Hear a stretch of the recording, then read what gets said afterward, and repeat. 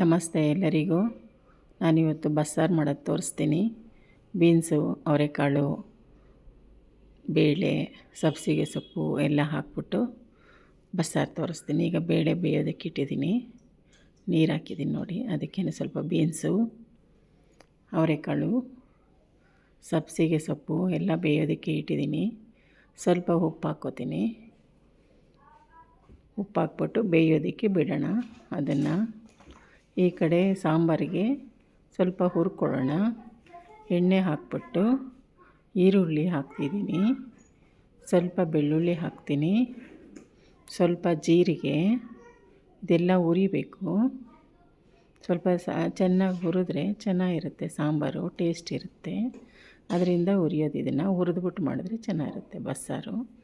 ಇದಕ್ಕೇ ಸ್ವಲ್ಪ ಹಸಿಮೆಣ್ಸಿನ್ಕಾಯಿ ಟೇಸ್ಟಿಗೆ, ಸ್ವಲ್ಪ ಹುಣಸೆ ಹಣ್ಣು, ಸ್ವಲ್ಪ ಒಂದು ಟೊಮೆಟೊ ಹಾಕ್ತಾಯಿದ್ದೀನಿ.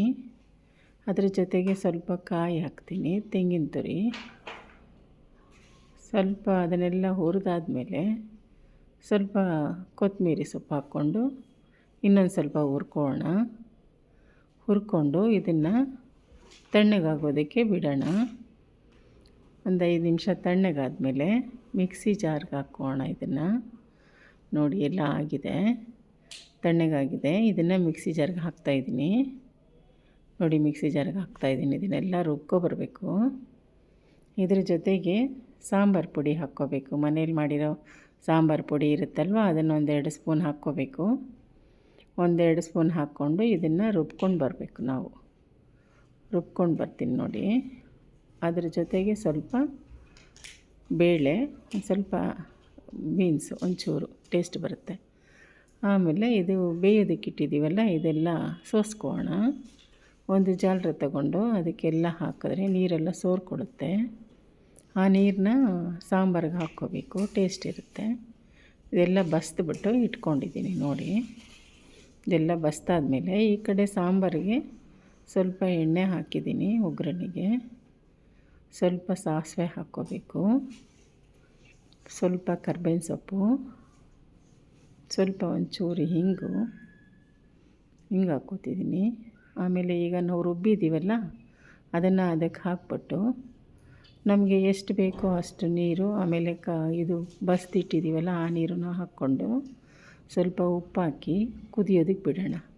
ಇದು ಚೆನ್ನಾಗಿ ಕುದ್ಮೇಲೆ ಸಾಂಬಾರು ರೆಡಿ ಆಗುತ್ತೆ. ಈ ಕಡೆಗೆ ಪಲ್ಯ ಮಾಡ್ಕೊಳ್ಳೋದಕ್ಕೆ ಬಾಣಲೆ ಇಟ್ಟಿದ್ದೀನಿ. ಅದ್ರ ಜೊತೆಗೆ ಎಣ್ಣೆ ಹಾಕಿದ್ದೀನಿ ನೋಡಿ. ಎಣ್ಣೆ ಹಾಕ್ಬಿಟ್ಟು ಸ್ವಲ್ಪ ಈರುಳ್ಳಿ ಹಾಕಿ ಸ್ವಲ್ಪ ಹುರ್ಕೋಬೇಕು.